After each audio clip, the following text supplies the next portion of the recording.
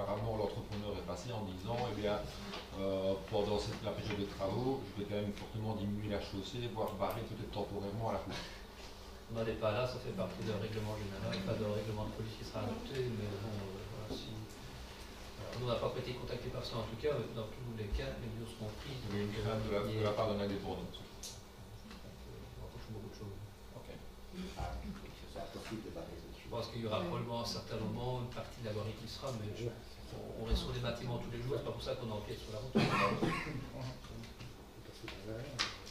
On passe au point 5, oui. Donc, modification budgétaire numéro 1 du CPS. Oui.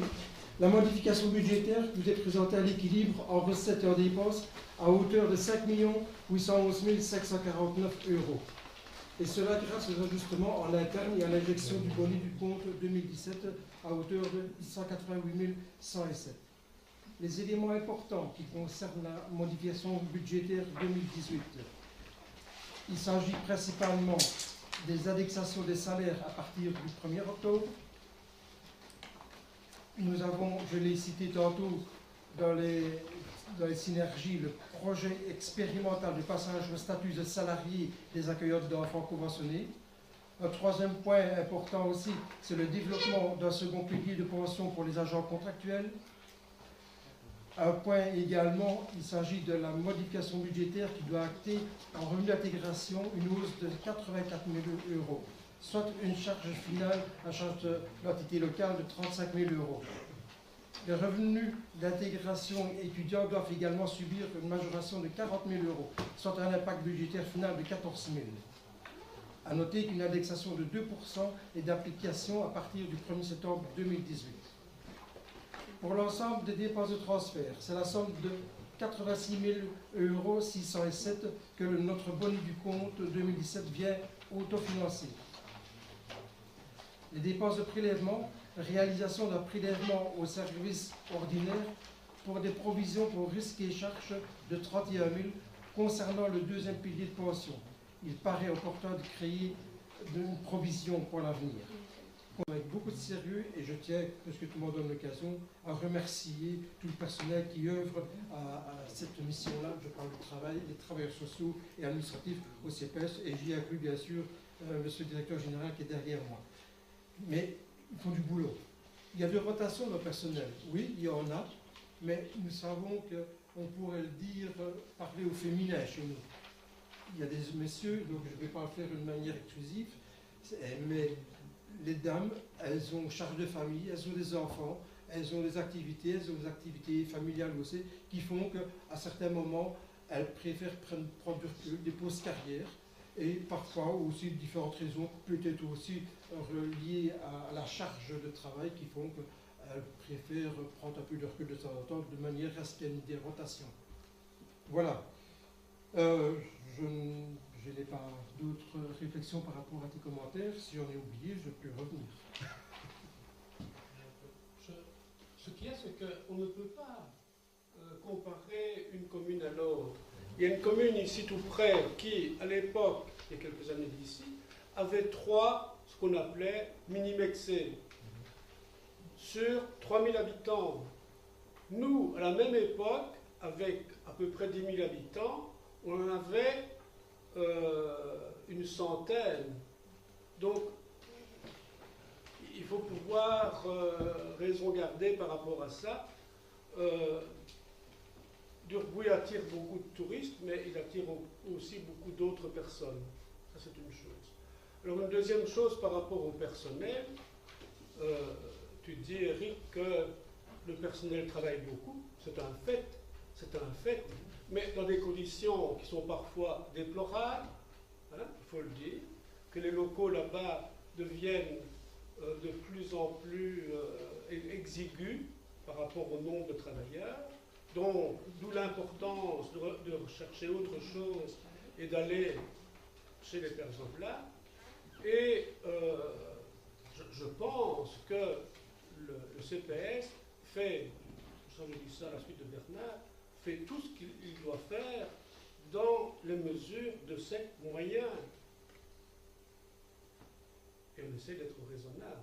Il est évident que si la ville de Durbuy a décidé décidé d'acheter à hauteur d'1,250 000 le couvent de Père Zobla, c'est bien sûr par cette préoccupation-là aussi.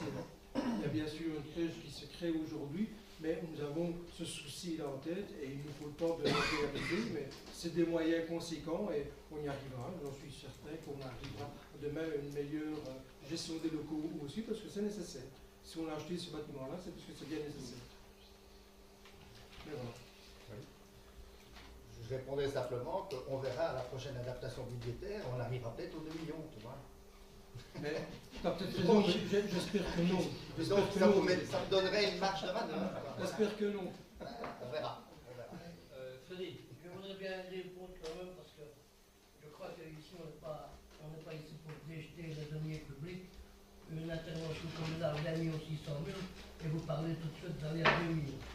Il n'y a jamais personne qui a eu faire de lui et personne ne l'aura jamais. Soyez sans crainte, quand il faut faire une modification budgétaire, on la fera et le collège saura prendre ses responsabilités. Voilà. Je vous dirais quand même que le CPA n'est pas une institution où vous faites de la publicité et ce n'est pas non plus un seul service. Voilà. Tout en sachant bien qu'on... Voilà. Pour commencer, je vais faire quelques remerciements. Donc, je remercie le service des finances dans son ensemble et tout spécifiquement 3 personnes. Vous commencez la receveuse Elvire, qui nous a bien aidé dans l'élaboration du budget, et Paul, qui est ici présent dans la salle, qui, malgré le fait qu'il n'était plus actif officiellement, est venu à plusieurs reprises nous donner son expertise sur des points bien spécifiques. Et alors, pour terminer, Christelle, qui malheureusement ne peut pas être là ce soir parce qu'elle est sur le point d'avoir plusieurs événements. Mais je remercie bien spécifiquement, puisque pour elle c'était une première et je pense qu'elle n'a pas compté ses heures pour réaliser son premier budget. Voilà. Je remercie aussi Laurence pour le fait d'avoir remarqué qu'il y avait des petites modifications qui n'avaient pas été faites dans la note de SADES. En fait, c'est 2-3 imputations qui n'avaient pas été faites au moment où l'impression du document avait été faite, mais désormais tout est en ordre. Voilà. Donc je vais commencer avec le budget 2019 à proprement parler. Donc on commence comme chaque fois avec l'exercice à l'ordinaire, ensuite on passera à l'extraordinaire. On compare cette fois-ci forcément la dernière modification budgétaire 2018 avec le budget prévu pour 2019. On voit par contre, au niveau des recettes, on a une augmentation de celle-ci d'environ 383 000. On voit qu'on a une augmentation également des dépenses pour 420 000. Et en ce qui concerne le résultat à l'exercice propre, on est aux environs de 2 000 euros. Par rapport aux recettes des exercices antérieurs, nous avons environ 400 000 et le résultat en prélèvement s'élève également à environ 400 000. Au niveau du prélèvement, on a 290 000 euros de prélèvement, ce qui nous donne au final un résultat budgétaire positif de 103 000 euros. Voilà le résumé. Je vais désormais passer les différentes recettes en revue, ensuite les dépenses et dans chacun des cas, essayer de donner un maximum d'explications sur les variations qui peuvent avoir lieu. Au niveau des recettes, on a 4 grandes catégories de recettes. On a les recettes de prestations, on a les recettes de transfert, les recettes de dette et les recettes de prélèvement. Qu'est-ce qu'on constate? Au niveau des prestations, on a une légère diminution d'environ 2%, soit un montant de 22 000 euros. On a une augmentation de nos recettes principalement au niveau des transferts pour 350 000 euros. Une augmentation de nos recettes au niveau de la dette pour 55 000 euros et toujours pas de prélèvement. Arrivons un peu plus dans le détail avec les recettes de prestations. On a une diminution de 22 000 euros qui s'explique principalement par une petite modification au niveau de la structure du personnel qui a pour impact d'avoir un effet de plus ou moins 30 000 euros. Au niveau des recettes de transfert, là, c'est principalement à ce niveau qu'ont lieu les changements, puisqu'on a un écart de 350 000 euros. Et comment est-ce qu'on l'explique? Principalement par deux grands postes, je vais dire. Une augmentation par rapport à la dernière MB de la dotation du fonds des communes pour environ 90 000 euros et une augmentation des impôts et des taxes. Pas une augmentation qui est venue de notre part, mais qui résulte simplement d'une augmentation principalement au niveau de l'impôt des personnes physiques. Ce qui veut dire que soit la population avec des revenus a augmenté, soit la population existante a vu la masse de ses revenus augmenter. Et comme c'est directement lié, on peut expliquer facilement ces 200 000 euros en plus. Au niveau de l'extraordinaire, c'est vrai, là, tu l'as dit, l'année passée, on avait à peu près un peu plus de 5 millions de projets. Cette année-ci, on en a 2 millions en moins.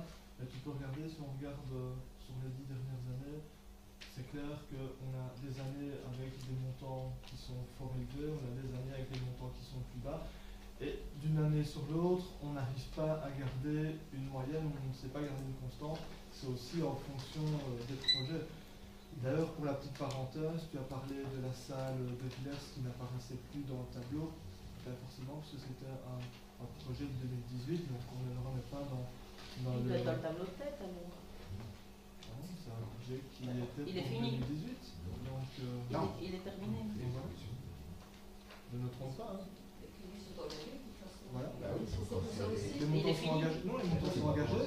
Donc à partir du moment où c'est engagé, ça n'apparaît plus. C'est normal qu'il n'apparaisse plus. Parce que si tu dois à chaque fois tenir en compte, alors là, tu te retrouves.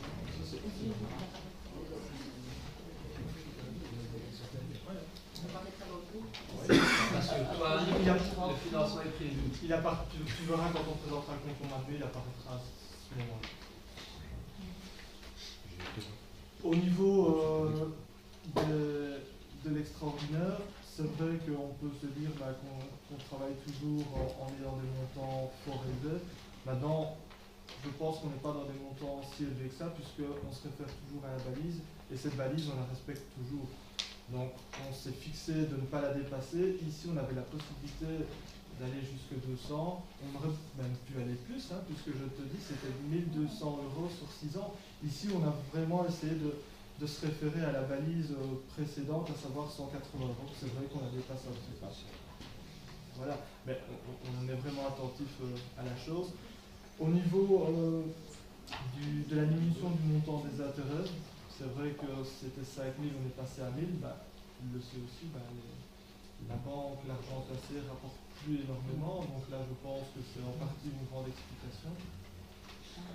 Au niveau de la bibliothèque, là, je préfère me retourner vers Cécile, je pense qu'elle te donnera l'explication. Au niveau du symposium, comme tu l'as dit, c'est vrai que c'est un montant important, c'est un montant qui n'arrive qu'une année sur deux, et c'est vrai qu'on peut se poser la question, mais de nouveau c'est un choix, et je pense que c'est un événement qui a malgré tout un impact au-delà des limites de la frontière de la Belgique, et qui en termes de culture et de promotion de la ville de Durbuy est quand même important. Maintenant, c'est vrai que cette fois-ci, on n'a pas mis en recette des subsides éventuels qui pourraient intervenir, parce qu'on n'avait pas encore une idée bien précise de ces montants, mais on sait qu'on en aura et on pourra les inscrire à la modification budgétaire. Par rapport à la diminution du nombre d'élèves, là je pense que Laurence pourra donner une explication. Au niveau de l'éclairage public, c'est vrai que tu le soulignes, chaque année on le mettait. Je t'avoue, c'est peut-être un oubli, et tracasse pas, on fera le nécessaire en fonction des demandes. On a toujours le système qui est mis en place, chaque fois qu'on a une demande, on l'inscrit dans un tableau, le relevé est fait, et donc en temps voulu, on travaillera sur la chose. Au niveau du montant des subsides, c'est vrai, tout comme toi, on peut constater que le taux de subsidiation est faible. Juste pour une petite correction, parce que tu m'as repris sur le fait que j'avais diminué du montant des emprunts. En fait, c'est plutôt le subside pays de famine de 70 000 euros que j'ai enlevé, je me suis trompé dans les explications. C'est le montant subside pays de famine qui n'intervient pas dans le montant des emprunts. Mais encore une fois, c'est bien de le faire, mais c'est comme si on mettait la charrue avant les bœufs. Si on veut que les habitants utilisent ce réseau qui relie toutes les communes du pays de Famenne, il faut d'abord qu'au sein de leur commune, ils soient habitués à faire du vélo et aient envie de le faire. Actuellement, ça sert aux touristes, ça sert très peu aux habitants. Vous voyez, je crois que ce qui manque, c'est une vision systémique, une vision structurée de la chose, c'est tout. Mais j'espère qu'on va y arriver et qu'on va y travailler ensemble. En tout cas, moi, je vais vous stimuler à y arriver.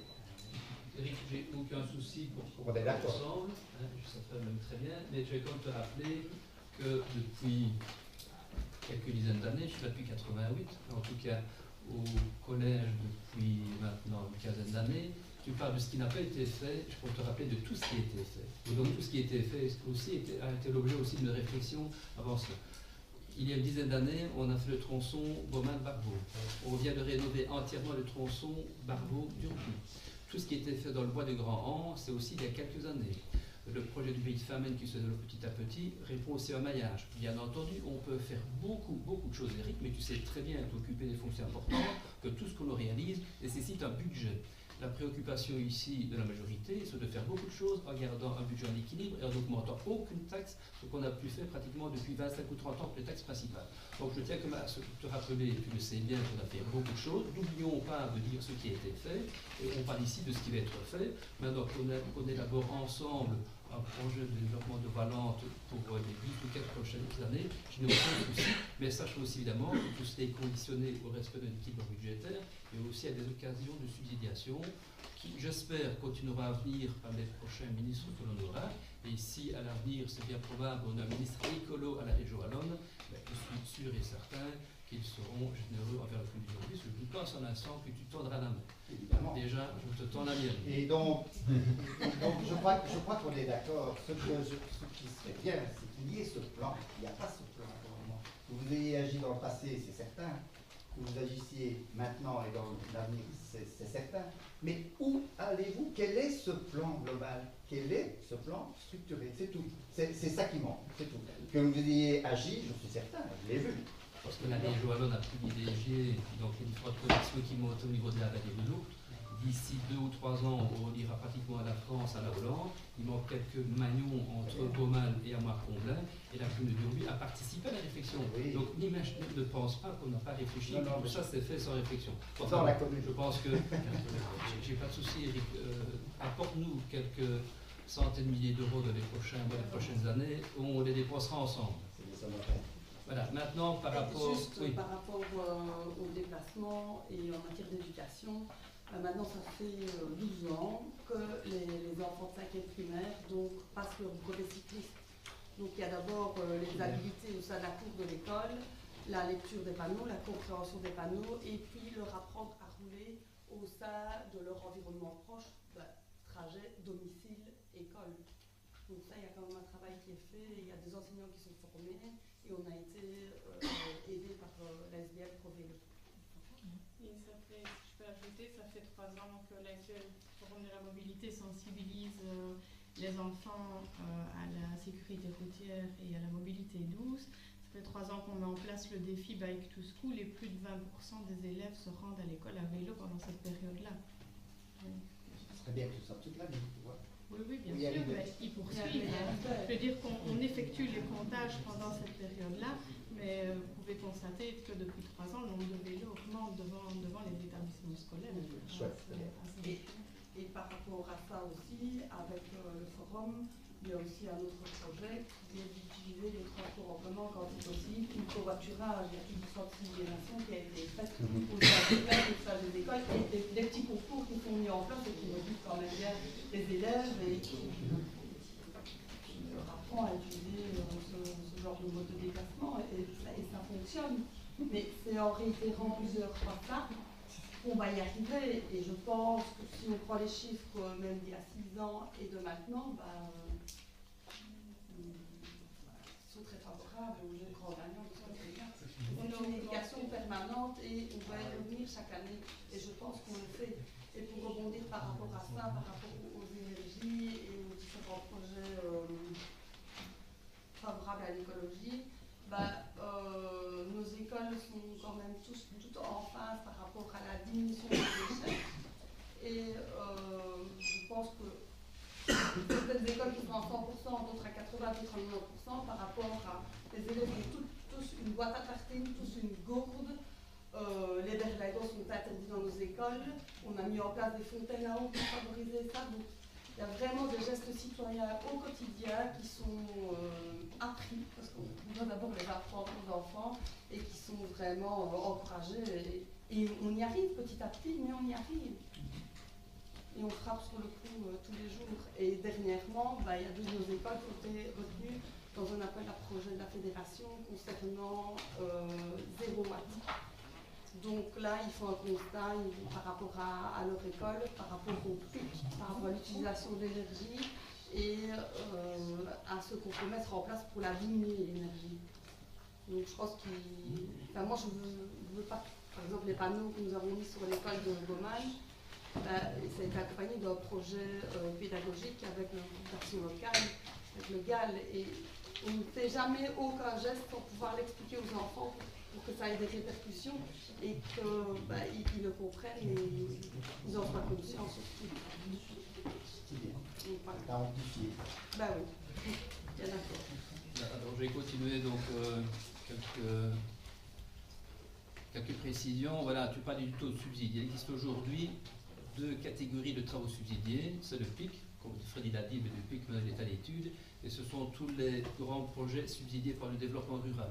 Alors voilà, en fonction du fait qu'une année, un gros dossier sort, le taux de subside par rapport au budget extraordinaire augmente. Il s'est été inscrit l'année dernière les travaux de Villers, vont progressivement venir d'autres gros travaux subsidiés que sont les travaux d'Isier et ici les travaux sur Barvaux, donc le parc. Tu parles aussi du centre de Barvaux, la rénovation urbaine. On est retourné à Namur il y a quelques semaines et vraiment c'est affligeant. Tu as fait partie d'une administration pendant quelques dizaines d'années. C'est affligeant de voir à quel point on n'est pas aidé par l'administration. Ce dossier aurait pu être clôturé depuis 2 ans. Et là, je ne jette pas la pierre des personnes qui sont malades, mais des personnes malades qui n'ont pas été remplacées. Ça dure depuis 2 ans. Quand on retrouve ces personnes-là, elles disent qu'elles-mêmes ne réussissent plus à suivre les dossiers, tant la législation change pendant les absences et que finalement, on ne sait plus à quelle s'avouer. On reçoit il y a 2-3 jours des demandes de renseignements. On tombe véritablement sur notre heure en se demandant ce qu'on nous demande là-bas. Tous les renseignements ont été fournis il y a 2 ans. On a complètement oublié, complètement sapé, c'est le directeur financier. On est sur un dossier qui est finalisé depuis 2 ans, qui est en rang depuis 2 ans de la région Anouk. C'est affligeant. À quelle direction? Comment? À quelle direction? Rénovation urbaine. Et donc ça c'est pour le centre de Barvaux. Alors ici pour tout ce qui est souci en termes d'empreinte énergétique, c'est clair que c'est affligeant l'attitude de la Belgique au niveau de la COP21. Sache aussi, parce que je pense qu'il est comme bon de rappeler, je vais aller très très vite, de rappeler ce qui a été fait pendant le temps où tu n'étais pas encore là, parce que je pense qu'on ne va pas commencer aujourd'hui à se préoccuper de la consommation d'énergie. Ça fait au moins 10 ans, 15 ans qu'au niveau de tous les bâtiments publics, on a lancé des grands projets de rénovation des bâtiments. Dans toutes les écoles où c'était nécessaire, on a remplacé les châssis, on a réisolé des sols, à l'école de Petit, à l'école de Haye, on a rénové des toitures, on a mis des éclairages intelligents, on a remplacé le chauffage de Barvaux qui est électrique par d'autres chauffages moins énergivores. À la piscine du Rouy, on a mis donc un chauffage à pellet, on a mis des panneaux photovoltaïques, et je peux t'en citer, tous les dossiers vraiment y répondu. On a remplacé ici les châssis de l'Océan d'Hôtel de Ville. Sache que depuis toujours, chaque fois que l'on peut améliorer l'empreinte énergétique d'un bâtiment, on l'a fait, et sache aussi qu'on a des projets qui soient des titres du collège. C'est un petit peu prématuré pour en parler ici au niveau du conseil. Sache aussi qu'il y a une dizaine d'années, on a installé des compteurs sur chaque chaudière des écoles, et qu'on avait instauré un concours à l'époque, et les écoles qui réduisaient de façon la plus conséquente cette consommation d'énergie recevaient un prix. C'est vrai qu'on était un peu dans l'emballement les premières années, pour peut-être un petit peu relancer ce dossier-là. Alors par rapport aussi à un grand dossier, c'est qu'on demandera le responsable de la convention des maires, et je pense que Fabrice pourra en dire davantage, on redemandera donc à M. je ne sais plus comment, qui est venu présenter, voilà, de venir représenter ici devant le nouveau conseil ce qui a déjà été fait donc, par rapport à l'objectif qui est poursuivi, et les nouvelles étaient vraiment très très bonnes. Donc voilà, dès qu'on pourra, on réinvitera ici. Hein, et puis c'est bon, on en a parlé beaucoup au niveau du Conseil provincial, mais en tout cas dire aussi qu'en adhérant à la Convention des maires, c'est un souci, comme les 41 communes sur 44 de la province ont été sensibles, aussi c'est une démarche active. Ben voilà, je peux te dire beaucoup, on a fait beaucoup de choses, Eric, donc ne vient pas dire en disant ça, on n'est pas de perspective, parce que tout ce qui a été fait n'a pas été fait par hasard, et tout ce qui se fera ne sera pas par hasard non plus. Voilà, dans les grandes lignes, je ne pourrais pas dire davantage, mais je pense avoir répondu. Alors, c'est vrai que tu ne verras pas un article budgétaire diminution de l'emploi technologique, ça se fait au niveau des différents investissements. Sachez aussi de toute manière que chaque fois qu'on investit dans un bâtiment, il y a des coefficients d'isolation qui sont obligatoires pour devoir atteindre. Moi, je vais dire une chose, je déplore même par contre des excès où on nous demande dans des bâtiments, des maisons de vidange, d'installer des doubles flux. Ça coûte horriblement cher, c'est horriblement compliqué, en sachant que ce sont des bâtiments qui sont occupés autant en été qu'en hiver et qui ne justifient aucunement des dépenses aussi considérables, parce qu'en aucune manière, des dépenses qu'on demande de faire, en termes aussi d'emprunt énergétique à nécessiter la mise en place de ces structures-là, jamais on ne retrouvera, je veux dire, en économie ce qui était dépensé avec ces doubles flux. Pour qu'on fasse des doubles flux dans des bâtiments comme des bâtiments que nous utilisons tous les jours, oui, mais dans des terrains sur des aménagements sportifs. De maisons de village, c'est vraiment excessif. Enfin, voilà, c'est une petite parenthèse par rapport à des choses qu'on nous demande de réaliser qui ne collent pas vraiment à la réalité. Enfin voilà, dans les grandes lignes, sache en tout cas que si nous, ici autour de la table, je ne pense pas qu'on sera victime des changements climatiques. Je pense ici on a pratiquement tous des enfants et qu'on est de plus en plus sensibles, et c'est très bien qu'on le soit. Ici je pense que si vous avez été effectivement parti qui a peut-être été un petit peu, je veux dire, des premiers étaient plus attentifs à cela. Je pense qu'aujourd'hui, on est tous concernés par cette problématique-là, et que je ne peux que déplorer ce que quelques grands personnages de ce monde n'en ont vraiment rien à foutre. Et Dieu sait si eux, pourtant, de par leurs décisions, ils ont un impact considérable, mais que voilà, les petits ruisseaux font les grandes rivières, et comme le colibri qui essaie d'éteindre le feu dans la forêt, nous apporterons d'autres gouttes à l'édifice. Bien.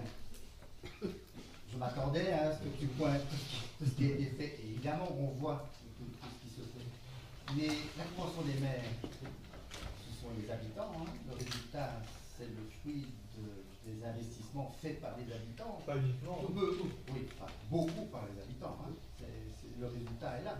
Et ça veut dire qu'aussi, on peut avancer encore beaucoup plus loin. On peut avoir beaucoup plus d'ambition si on arrivait à mettre sur pied dans la commune un véritable plan qui stimule au placement de panneaux photovoltaïques, qui est même un système de conseil, et je crois que la province d'ailleurs, si elle est attentive aux propositions de l'intercommunalité, je crois que la province est prête à aider et encadrer les communes qui souhaitent aller encore plus loin dans cette démarche. Donc je crois qu'il y a encore, la marge de manœuvre est encore immense, et je crois qu'il est temps d'aller encore plus loin et de progresser. Mais c'est sans remettre en question tout ce qui a déjà été fait, évidemment. C'est clair que globalement, on peut toujours faire mieux, mais quand on regarde justement le travail qui est fait durant ces réunions, et Micheline y était présente en réunion convention des maires, on sait et on constate que la commune de Durbuy est nettement au-dessus de la moyenne, et ça c'est quand même bon. Oui. Il faut quand même le souligner. On peut toujours faire plus, mais il faut aussi reconnaître que ce qui est fait est déjà bien.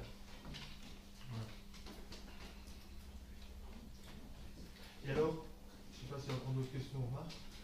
On a reçu aussi, je ne me trompe pas, hier on a eu la présentation du profil financier Belchus, donc de Durbuy. Donc j'ai demandé à Madame Hayden qu'elle nous l'envoie sous format électronique. Oui. Ainsi on pourra l'envoyer à l'ensemble des conseillers communaux. Maintenant si certains souhaitent l'avoir sous format papier, envoyez-moi un mail, vous faites-le moi savoir, il y a toujours moyen de se le procurer.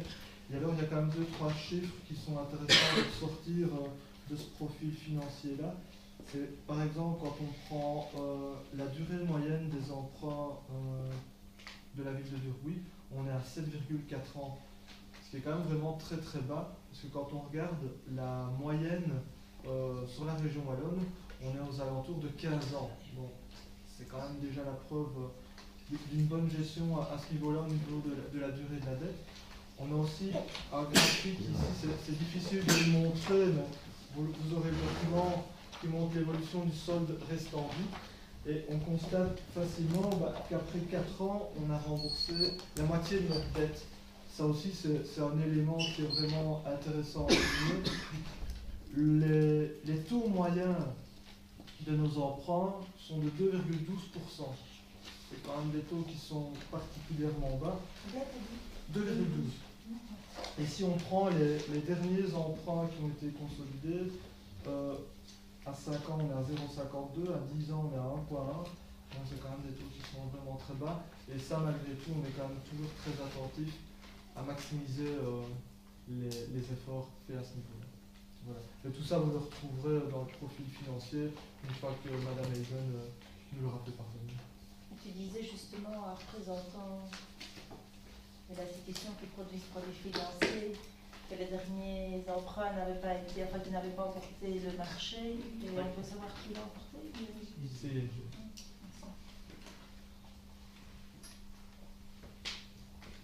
Autre question par rapport. Oui, mais il y en a déjà plein qui sont tombés. Enfin, qui ont trouvé réponse quand même. Ben, le profil financier, je comptais justement le demander, donc c'est très bien. Toute petite question, pas pour relancer le débat qu'Eric a ouvert, mais c'est pas possible, ça coûte trop cher d'imprimer tous les budgets, tous les trucs comme ça sur du papier recyclé. Je l'avais noté, c'est pas un truc d'opportunité. Tu sais que là, je peux te donner la réponse parce que mon premier boulot, c'était chez les écoles, dans les fournitures matérielles de bureau, le papier recyclé coûte excessivement cher. C'est vraiment une aberration. Donc je suis entièrement d'accord avec toi. Et là, c'est le juste prix. Ben oui, mais il y a un paradoxe. Non, mais elle me parle au niveau du prix. Hein. Donc je dis au niveau du prix. Maintenant, ça pourrait être un choix, je suis d'accord avec toi. Oui, voilà, c'est une question de choix. Peut-être voir, quand on passe le marché, éventuellement demander l'option papier recyclé ou cadeau, hein, le FSC aussi, tu as toute une série de papiers. Pourquoi pas. Voilà. Enfin, je les pages 19 et 21. D'abord la page 21.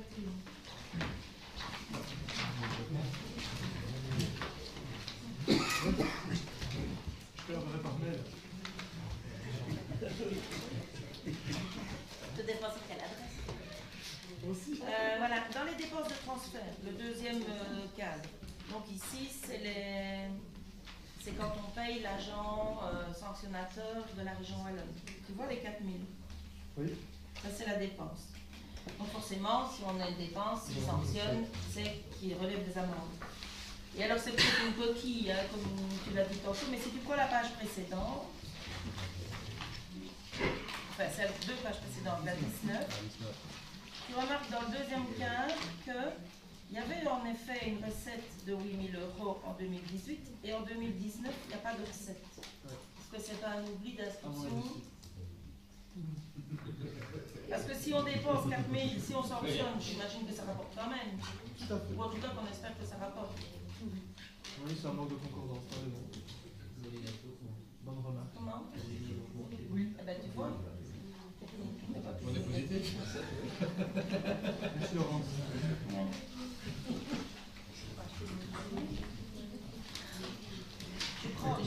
Je ne jette pas les papiers, j'utilise les feuilles. J'aime pas jeter. C'est pour une démonstration de tupperware. Vous voulez pas faire comment? Ça, c'est ce que je fais. Au niveau, donc page 35, il y a 15 000 de subsides pour le Forum pour la mobilité. Donc ça, c'était pour rembourser le bus qui avait été acheté. Il va y avoir bientôt un deuxième, je pense, qui va être acheté. Et alors, j'aurais bien voulu savoir où on pouvait retrouver les interventions pour les 2 voitures de fonction des employés.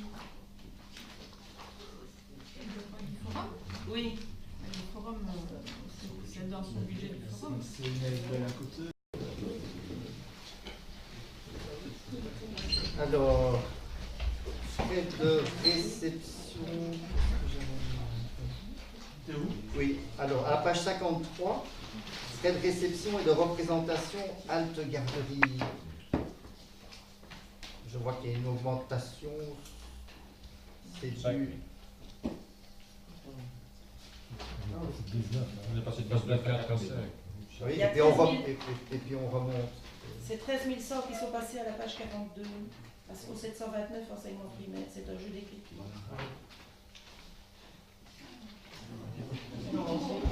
Merci Laurence. Fabrice, propose-toi. Tu vas pouvoir l'engager comme... alors, page 58. Page 58, s'il vous plaît. Page 58 pour l'ALE. Et ce que j'analyse bien, c'est que l'ALE serait en déficit. ADL. Pardon, l'ADL. Non, c'est la participation. Non, c'est l'ALE. Participation ville, et en fait, elle est moins cette année Oui. pour des raisons de personnel. Membre du personnel qui a un temps de travail qui est déficit. Ok.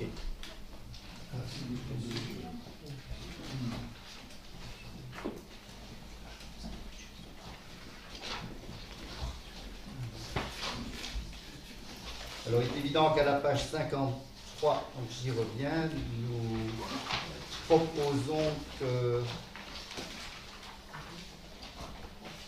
un budget supérieur pour le CPAS, donc 20 600 000. Je répète que nous proposons. Et moi j'aimerais bien qu'on nous dise comment le financer. Oui, ça c'est un exercice à... Mais de toute façon, vous allez devoir au cours de l'année faire un ajustement budgétaire. À ce moment-là, vous ferez le même exercice. Vous le faites à l'avance.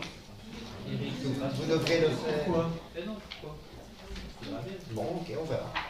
On sera attentif.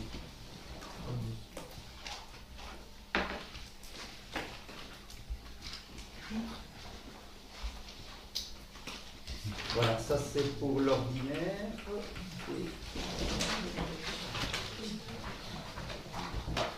Alors, pour l'extraordinaire,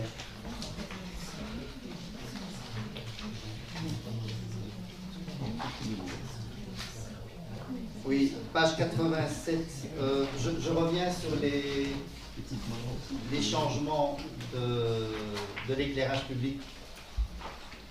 Donc on a vu des changements de l'aide commence à arriver sur la commune, mais je suppose que c'est un plan qui se déroule sur plusieurs années et que... L'OSP, donc l'obligation de service public de l'ES, qui sur 10 ans effectivement, donc un plan de remplacement des points d'éclairage public du port, c'est obligation de l'OSP.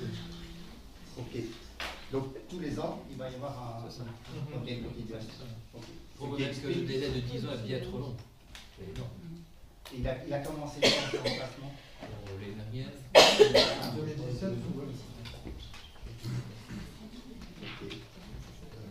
ce qui explique que dans certains villages c'est fait, dans certains... 2017. Alors, le schéma, page 88. Le schéma de structure commerciale Up City. Je crois que rien n'est prévu. Si c'est une étude qui a été réalisée justement par Upcity et qui vous sera présentée début de l'année prochaine.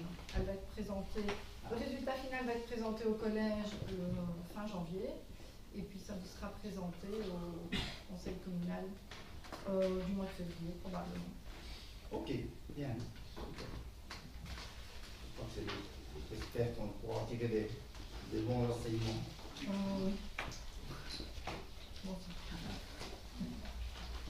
à la page 103, on a avant-dernier point. Canalisation au projet de Clerval. C'est la Vous demandez plus? C'est la construction de Clerval derrière devant le garage sur la route. Donc le Clerval, 103, c'est ça? 40 000 €. C'est ça, c'est la participation en fait, on va C'est ça. remettre des canalisations pour Et- les eaux. Attends.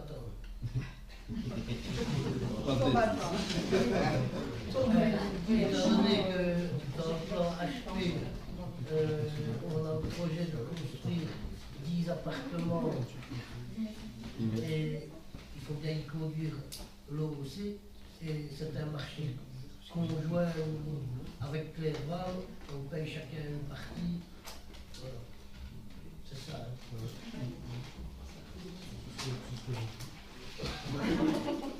Ce n'est pas. Oui, c'est pas beaucoup. Merci. Et alors à la page 108, en ce qui concerne le retopping de la piste d'athlétisme, Oui. est-ce que vous serez attentif à la qualité, au type de matériaux, à son impact sur l'environnement? Je crois savoir que ce sont des petites billes de caoutchouc, non? Et donc, qui peuvent se retrouver, la preuve c'est qu'il faut les retoper, donc ça veut dire que ça se trouve dans la nature. Oui, mais ici la piste a été faite il y a plus de 25 ans, tu vois, donc et voilà. Oui, mais je veux dire, il était temps de le faire, maintenant je pense pas que, comme tu dis, ça s'enlève pas si facilement que ça quand même. Bah, en tout cas, ça a disparu de la précédente piste. C'est sûr, ça c'est normal. Il y a de mesures et de la dispersion. Enfin bon, j'attire simplement, j'attire l'attention sur l'impact que ça peut avoir sur l'environnement. Voilà. On peut poser la question. C'est comme les terrains de foot synthétiques. Hein. Il y a toute une série d'études qui ont été faites, est-ce que je pourrais t'en faire part, hein, ça, oui. c'est quelque chose de sérieux. Voilà, ici je termine mes quelques questions. Laurence, oui, excuse-moi, Fabrice, on me rappelle une seule question qu'on a oublié de te poser. Il y a 25 000 € en budget extraordinaire. Hein, c'est le projet numéro 30 pour un audit interne. Oui. Et c'est l'audit de quoi? Voilà, donc en fait, non, c'est simplement parce qu'on a envie de mettre en place un système qui nous permettrait d'avoir des informations sur le fonctionnement global de l'administration. Et donc on a envie de savoir si par exemple dans un tel service il y a suffisamment de personnel. Si oui, bah c'est bien. Sinon, qu'est-ce qui manque, pourquoi, comment. Et donc c'est plutôt dans cette approche-là. De voir aussi si les personnes avec leurs compétences sont au bon endroit, à la bonne place. Donc c'est pour avoir une piste de réflexion à ce niveau-là et être de nouveau au mieux au niveau de la gestion du personnel. Et vous ne comptez pas l'étendre à certaines ASBL, pouvoir, en termes de gestion, si ça va, si les personnes sont à la bonne place? Ben, on ne va pas se limiter uniquement au service là-bas. Dans un premier temps, oui, maintenant il faut voir aussi, parce qu'on a eu un petit peu de 25 000, mais on n'a pas encore vraiment approfondi le sujet, donc voilà. Mais c'était simplement pour marquer notre volonté d'aller dans ce sens-là.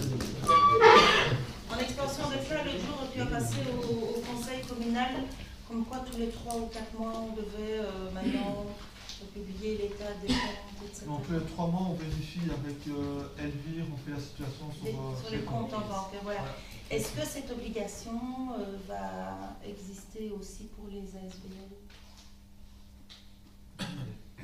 On est en train d'y réfléchir. On pourrait légalement, tu veux dire pour nous? Non, la question est autre. Est-ce que légalement ça va être... Voilà, là c'est légal. Est-ce que légalement ça va être aussi imposé pour les ASBL ou est-ce que nous, par extension, on ne le demanderait pas quand les ASBL, quand on leur demande, tu vois, pour mériter le subside, qu'elles nous présentent, enfin tu vois, on pourrait aussi appliquer ce système-là, avoir une espèce de règle de fonctionnement, un peu, parce que c'est vrai, quand on voit les comptes de toutes les ASBL, elles sont toutes présentées sur des canevas différents, etc. On aurait le même canevas pour toutes les ASBL qui dépendent de subsides communaux, ce serait déjà beaucoup plus facile pour tout le monde. Et puis les canevas, tu vois, on fait un canevas et hop, tout le monde utilise le même. Mais la réflexion est lancée, tout comme la signature à deux par rapport ben voilà, tu vois, c'est vrai que ce serait un petit peu une rénovation de toute la gestion financière et de la présentation des comptes et des budgets, etc.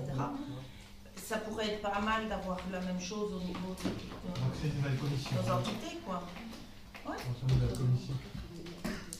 Enfin voilà, c'est une réflexion intéressante. Merci. D'autres questions? Non, ça y est, c'est bien. Voilà, parce que nous avons pour, je pense, le conseil le plus long que j'ai vécu depuis 30 ans. Sur le CAM qui va suivre. Et les conseillers du CPS qui n'en peuvent plus. Avant de passer au vote, il y en a qui ont démissionné là. Il n'y a plus que 31 points là. Avant de passer au vote, qui donc plus conclure ici, je pense que Freddy et moi, ça fait 30 ans, c'est notre 30e budget. Et ça fait 30 ans que j'entends comme les mêmes commentaires de l'opposition. quels que soient celles et ceux qui ont été, et que chaque année les comptes sont bons. Ici, c'est un budget, c'est une prévision. Ça fait comme 30 ans que les différents pouvoirs qui sont succédés, d'ailleurs aussi, ça n'a pas toujours été les mêmes, les visages ont changé, ont été chaque fois bons. Je n'ai pas de doute là-dessus que ça va continuer, et dans tous les cas, nous veillerons à ce qu'il en soit ainsi. Voilà, nous passons au vote. Oui. Oui. Oui. Oui. Non. Non. Non. Sauf non. Oui. Oui. Oui. Oui. Oui. Oui. Oui. Oui. Oui. Et oui.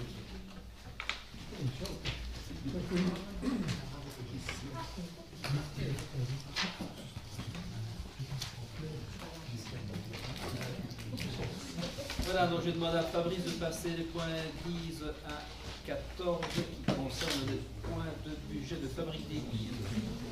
Voilà donc le budget 2019 de la fabrique d'église d'Eneille, des recettes pour 8 590 €, des dépenses équivalentes, une intervention communale ordinaire de 3 066 € et une extraordinaire pour 3 100 €. Le budget 2019 de la fabrique d'église de Oumar, des recettes pour 13 112 € et des dépenses équivalentes, une intervention communale ordinaire de 7 602 € et une intervention extraordinaire de 4 000 €. Le budget 2019 de la fabrique d'église Isier-Ozo, des recettes et dépenses pour 18 080 €, une intervention communale ordinaire pour 6 195 € et une intervention extraordinaire pour 4 000 €. Le budget 2019 de la fabrique d'église de Villers, des recettes et dépenses pour 30 525 €, une intervention communale ordinaire pour 9 181 € et une intervention communale extraordinaire pour 10 732 €. Là, Petit ouais, an. comme ici. Il n'y a pas de question? Il en manque une. Petit an. Petit an. Petit an. C'est le 13. Les clients doivent pouvoir se garer. Est-ce qu'il n'y aura pas moyen, je ne sais pas, il faut peut-être vérifier, s'il n'y avait pas moyen d'élargir le trottoir en face du café, je dirais, près de la gare, d'élargir le trottoir en face de la propriété chez Loire, enlever la haie, comme ça pas besoin d'avoir plus d'arrangement. Dieu sait que j'ai mis de l'huile de coude. Et je veux dire, enlever la haie et dépasser le trottoir pour que certaines voitures puissent se garer. On va peut-être étudier cette possibilité-là pour pouvoir avoir des places de parking en supplément. Finalement, on vient de faire la route là. Ici, les trottoirs aussi, c'est nouveau, donc peut-être pas vraiment une priorité, mais ceci dit, c'est aussi une demande un petit peu des locaux qui trouvent qu'il y a des voitures ventouses qui occupent pendant des heures. Et voilà, alors on va aussi limiter la consommation d'alcool dans le temps, ça tu vois. Je passe ça tous les jours, je passe avec ma mallette, je risque à tout moment de... Bah non, ça n'arrive pas par an. C'est même la première fois en 30 ans. Voilà, donc je passe au point 33. Donc nous avons validé donc, le fait que Nathalie va pouvoir donc, traiter seulement. Et donc, Nathalie, je vais te demander de te lever, parce que tu as le petit copion devant toi. À étudier. Et la main droite. Voilà. Je jure fidélité au roi. Pardon, je recommence. Je jure fidélité au roi, obéissance à la Constitution et aux lois du peuple belge.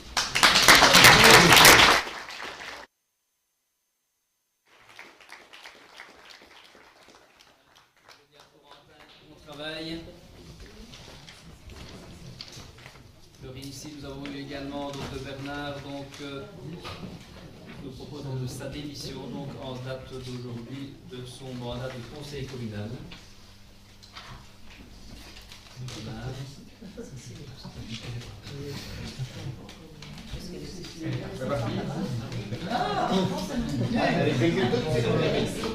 C'est plus conseillère communale. Voilà, et elle n'a pas encore prêté serment comme président du CPS. Ah oui. Donc un petit vide. C'est rapide. Alors nous avons vérifié les pouvoirs aussi commune, alors en l'occurrence donc Valérie Douard, et qui elle aussi donc peut se lever.